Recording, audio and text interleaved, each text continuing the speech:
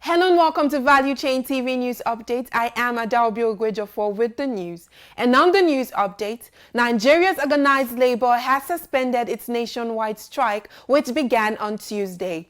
The Joint National Executive Council of the two leading labor unions, the Nigeria Labour Congress (NLC) and the Trade Union Congress of Nigeria (TUC), announced the suspension of the industrial action at the end of a meeting Wednesday evening. The developments came a few hours after the labor leaders listed 6 demands and subsequently met with the National Security Advisor, Nuhu Ribadu. Value Chain asks Nigerians their takes on this. You see, I think we Nigerians are not yet serious. Because when we are serious, we should be able to take the bull by the horn so that government will take us serious. If not, for God's sake, why will you go and beat up the NLC president? What has he done to amount to that? Is it because he speaks out his mind?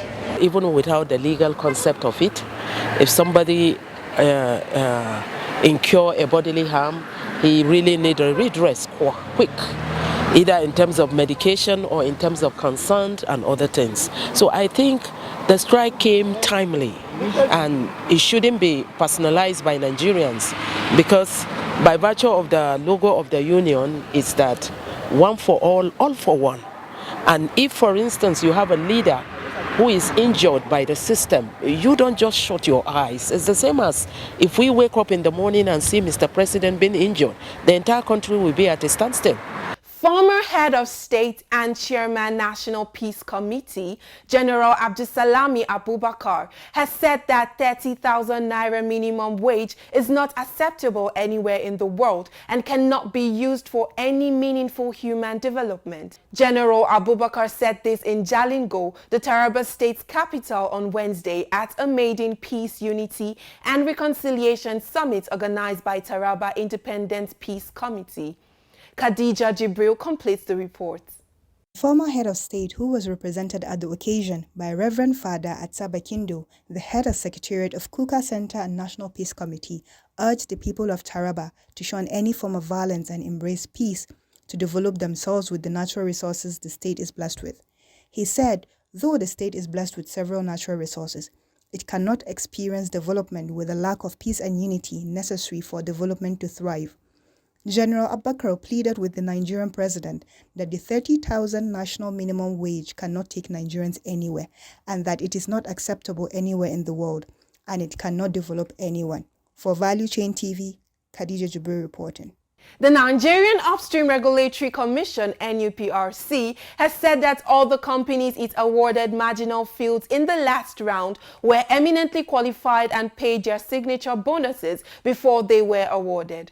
The clarification was made in a statement signed by the NUPRC boss, Benga Komolafe, where he noted that the report was incorrect and a misrepresentation of both the process and outcome of the 2020 Marginal Field Award exercise. The clarification is coming days after a report by a national newspaper had alleged that the commission did not adhere to its own regulations while implementing the 2020-2021 Marginal Fields Award, quoting a document from the Nigeria Extractive Industry Transparency Initiative, NEITI.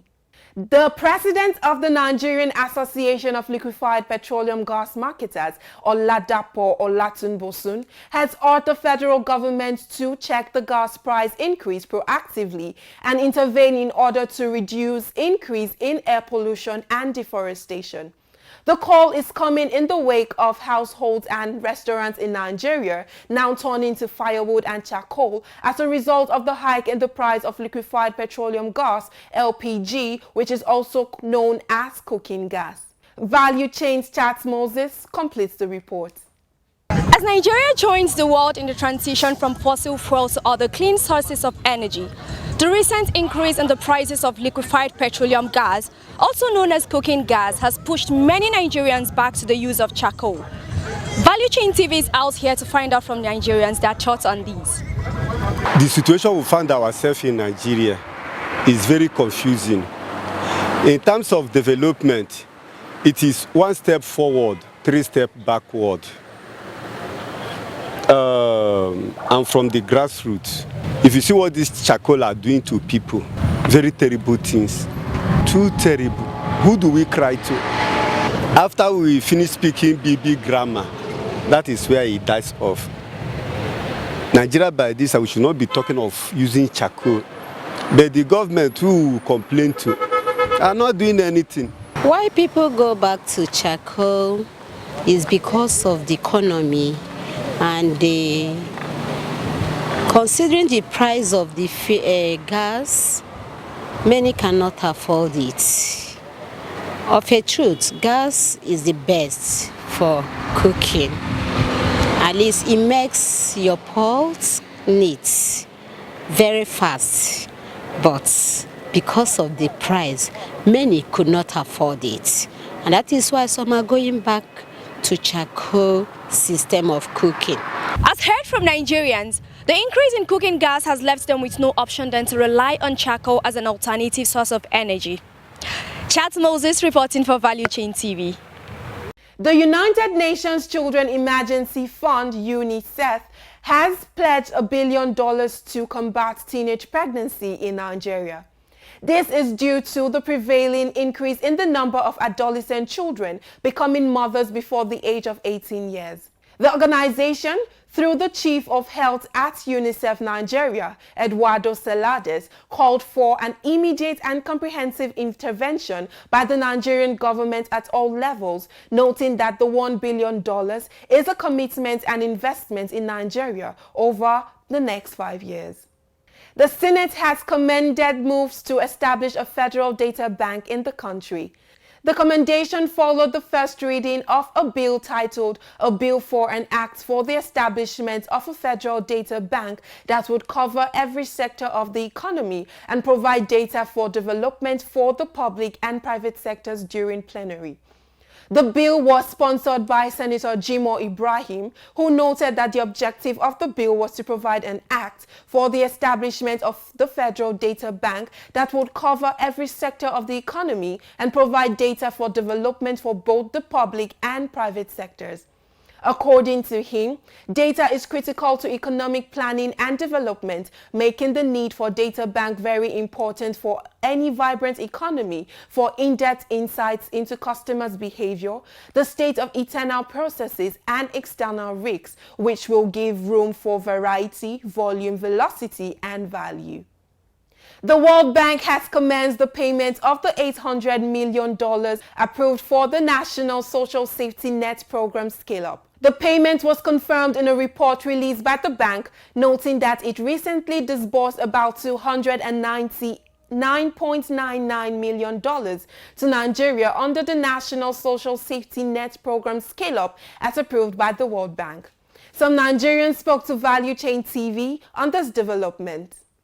We are not yet ready to talk about this issue, the policy, because why will you borrow money to finance and encourage something that is going to fade away?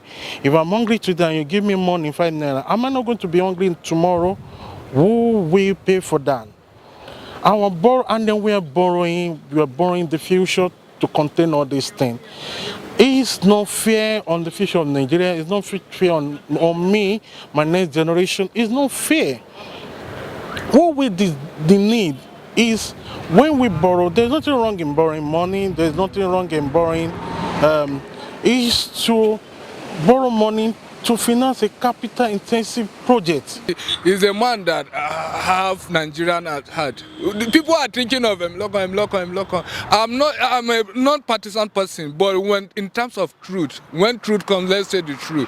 President Bola Ahmed Tinubu, each and every person, you can go and scrutinize all the ministers that he has brought. They are best hand that can deliver to the Nigerians. And I believe the palliative, which I believe it will pass through the humanitarian and poverty alleviation